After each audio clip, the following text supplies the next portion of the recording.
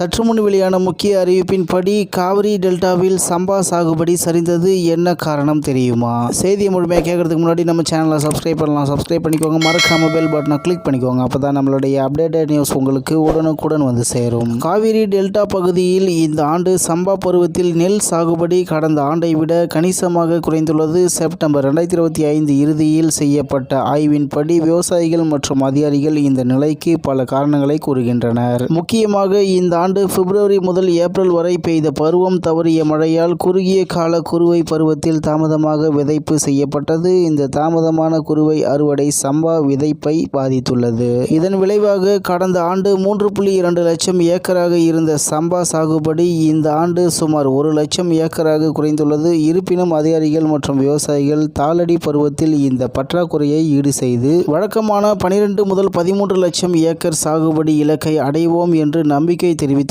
இது டெல்டா விவசாயிகளுக்கு ஒரு சவாலான சூழ்நிலையை உருவாக்கியுள்ளது. காவிரி டெல்டா பகுதி தமிழ்நாட்டின் நெற்களஞ்சியம் என்று அழைக்கப்படுகிறது. இங்கு நெல் சாகுபடி மிகவும் முக்கியமானது. இந்த ஆண்டு சம்பா சாகுபடி பருவத்தில் நெல் பயிரிடப்பட்ட பரப்பளவு மிகவும் குறைவாக உள்ளது. கடந்த செப்டம்பர் மாத இறுதியில் நடத்தப்பட்ட ஆய்வில் இந்த தகவல் தெரிய வந்துள்ளது. கடந்த ஆண்டு இதே காலகட்டத்தில் சுமார் 3.2 லட்சம் ஏக்கர் பரப்பளவில் நெல் சாகுபடி செய்யப்பட்டிருந்தது. ஆனால் இந்த ஆண்டு வெறும் 1 லட்சம் ஏக்கர் பரப்பளவில் மட்டுமே நெல் பயிரிடப்பட்டுள்ளது. இது கடந்த ஆண்டின் சாகுபடி பரப்பளவில் 1/3 பங்கு மட்டுமே. இந்த குறைவு விவசாயிகளுக்கும் அரசுக்கும் கவலையை ஏற்படுத்தியுள்ளது. பொதுவாக சம்பா மற்றும் தாளடி பருவங்களில் சேர்த்து 12 முதல் 13 லட்சம் ஏக்கர் பரப்பளவில் நெல் சாகுபடி செய்யப்படுவது வழக்கம். இந்த சாகுபடி ஜனவரி இறுதி முதல் மார்ச் வரை அறுவடையுடன் முடிவடையும். இந்த ஆண்டு ஆரம்பகட்ட சாகுபடி மிகவும் பின்தங்கியுள்ளது. இந்த சாகுபடி குறைவுக்கு பல காரணங்கள் இருப்பதாக விவசாயிகள் மற்றும் அதிகாரிகள் தெரிவிக்கின்றனர். முதன்மையான காரணம் குறுகிய கால குறுவை பருவத்தில் ஏற்பட்ட தாமதம் விதைப்பு ஆகும். குறுவை என்பது ஒரு குறுகிய கால நெல் சாகுபடி பருவம். இந்த தாமதமே தற்போதைய நிலைக்கு வழிவகுத்துள்ளது. குறுவை சாகுபடி தாமதமானதால் அடுத்ததாக வரும் சம்பா சாகுபடியை சரியான நேரத்தில் தொடங்க முடியவில்லை. இது ஒரு சங்கிலி தொடர் விளைவை ஏற்படுத்தியுள்ளது.